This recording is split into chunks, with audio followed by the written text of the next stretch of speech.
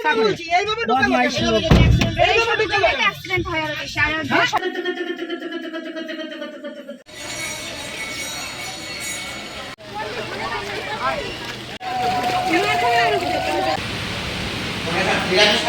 কেমন আছো সকলে? আশা করছি ভালো আছো, আমিও ভালো আছি। সোনাদের চ্যানেলে নতুন আরও একটি ব্লগে তোমাদের অনেকখানি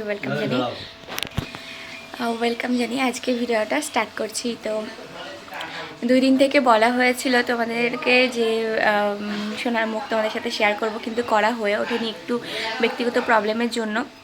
আর যেমনটা তোমাদের আগের দিন লাইভে বলেছিলাম, তোমাদের দাদাভাই ছিল না বাড়িতে, ওই কারণে আর কি আমি ভিডিওটা শ্যুট করে উঠতে পারিনি। তো আজকে আমরা যাচ্ছি হচ্ছে একটু গঙ্গা স্নানে। আমাদের যেহেতু আজকে আর 21 দিন হয়ে গেছে কমপ্লিট, 21 দিন কমপ্লিট হয়ে গেছে। আজ হচ্ছে 23 দিন হচ্ছে। তো আজকে 23 দিনের দিন যাচ্ছি হচ্ছে স্নান করতে, গঙ্গা স্নান। যেহেতু গতকাল বাবুর জন্মবার ছিল, যেহেতু রবিবারে হয়েছে, তো সেহেতু মাথায় জল দিতে পারবো, শ্যাম্পু দিতে পারবো না, তো সেই কারণে কালকে না যাওয়া হয়নি। তো আজকে এই যে যাব, স্নান করব, আর আজকেই তোমাদের সাথে ওর মুখটা শেয়ার করব। তো চলো তোমরা দেখতে থাকো, খুবই ইন্টারেস্টিং হতে চলেছে কিন্তু, যেটার জন্য তোমরা এতদিন ধরে ও আগ্রহে বসে আছো দেখার জন্য। অনেকেই আমাকে কমেন্ট করছো, আবার অনেকে মেসেজও করেছো এই 2 দিন দেখানোর কথা ছিল, কেন দেখায়নি সেই কারণে। তো যাই হোক, চলো দেখতে থাকো ব্লগটা। পরে বা তোমাদের সাথে কথা হচ্ছে, হয়তো বা বেরিয়েও কথা বলতে পারি। তো আগে এই যে আমার ছেলের জিনিসগুলো আর কি পরে নিচ্ছিলাম, যেগুলো আর কি লাগবে। একটা বাচ্চা থাকলে যে কত কি নিতে হয় সেটা এখন বুঝতে পারছি। আগে নিজের জিনিসপত্র গোছাতেই মানে শেষ হতো না, এখন ছেলের কোনটা ভুলে যাচ্ছি, কোনটা রেখে যাচ্ছি, এই করছি খালি। তো বেশ একটা হাসির ব্যাপার। যাই হোক, ছেলের জন্য আগে ওর জিনিসগুলো গুছিয়ে নিলাম। ওর ন্যাকড়া নিলাম, ওয়াইপস নিলাম, তারপরে হচ্ছে কি 2টো টাওয়াল নিয়েছি, যেগুলো আর কি ওর লাগবে, 2টো ড্রেস আলাদা আলাদাভাবে। তো তার মধ্যে 2টো নিয়েছিলাম, তা একটা পরিয়ে গেছিলাম, আর একটা নিয়ে এসেছি। বেশি কিছু লাগেইনি, আমি তো 2 সেট করে নিয়ে গেছিলাম সমস্ত কিছু। যাই হোক, চলো ঝটপট গুছিয়ে নিয়ে তারপরে বেরিয়ে পড়তে হবে, যেহেতু আমাদের 8টা সাড়ে 8টার দিকে গাড়ি আসার কথা। যেহেতু আমার বাবুকে হচ্ছে কি ব্রেস্ট ফিডিং করানো হয়, যে কারণে আমাকে একটু তাড়াতাড়ি খাওয়া দাওয়া করতে হয় সকাল সকাল। তো আমি ওই জন্য একটু ভাত খেয়ে নিয়েছিলাম। মামুনি সেদ্ধ ভাত বসিয়ে দিয়েছিল। তো ভাত টাত খেয়ে নিয়ে তারপরে এই যে দুগ্গা দুগ্গা করে বেরিয়ে পড়লাম। আমাদের গাড়ি কিন্তু অলরেডি চলে এসেছিলো অনেকক্ষণ আগে, দেখতেই পেলে সেটা তোমরা। তো চলো আমরা যাচ্ছি হচ্ছে, বলে দিই তোমাদের, মুকুন্দনগর ঘাট। ওখানে আর কি আমরা প্রতিবারই আসি। বেশ সুন্দর, খুব ছিমছাম আর কি, পরিষ্কার এক কথা বলতে গেলে জায়গাটা বেশ ভালো লাগে, সুন্দর আর কি। তো যেহেতু নবদ্বীপ অনেকটা দূর হয়ে যায়, আমার পক্ষে এই সময় মানে এতটা জার্নি করা একদমই কষ্টকর হবে। তো যে কারণে মামনিকে বললাম কাছে পিঠে যদি কোনো গঙ্গা থাকে সেখানে চলো। তো যেহেতু ওটা মুকুন্দনগর ঘাটটা একদমই কাছে, তো সেই কারণে আর কি কাছে পিঠেই যাওয়া হয়েছে। যাই হোক, রাস্তায় বেরিয়ে এরকম একটা দুর্ঘটনার সম্মুখীন হব সত্যিই ভাবতে পারিনি। কি হয়েছে কি না সবটাই তোমাদের সাথে শেয়ার করছি। উনি নেশা করে গেছে, যে যাই বলো উনি নেশা করেছে।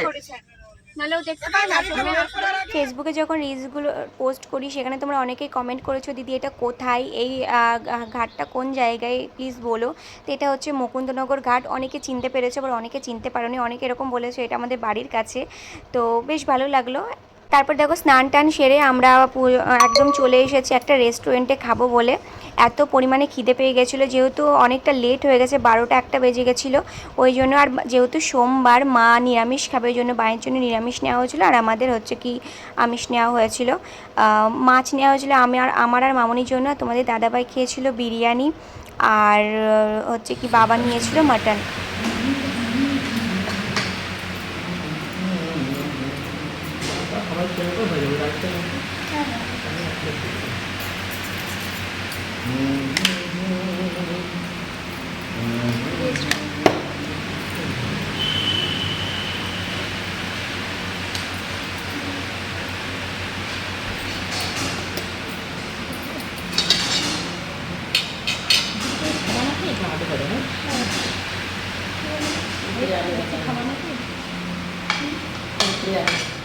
কি বাবা ব্যাস লাগবে আমার কথা খাই, আমি কারেন্টে গেলাম।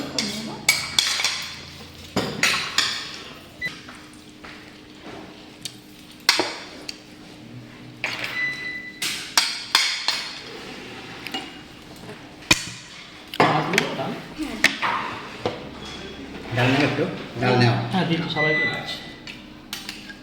ভেজিটাল না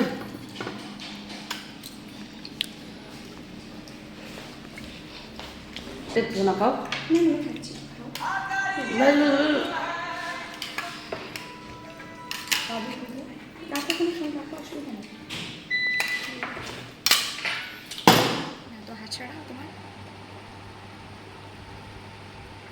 দেখি দেখি মুখটা দিক করো, মুখটা দিক করো। এদিকে এদিকে এদিকে, হ্যাঁ। এই যে এই সবাই যে। দেখবে। এই যে হচ্ছে আমার সোনা পাপা। ওরম করে না, ওরম ভাবে তাকায় না, কিরম তাকায়, বড় বড় করে তাকাচ্ছে। অল্প আস্তে তাকাও, অত বড় করে তা ভয় দেখাতে বলিনি। ভয় দেখাচ্ছে। হ্যাঁ এই যে, এইবার ঠিক আছে। ওই বাবা, ওই বাবা, আমার সোনা, আমার সোনা। ও বাবা।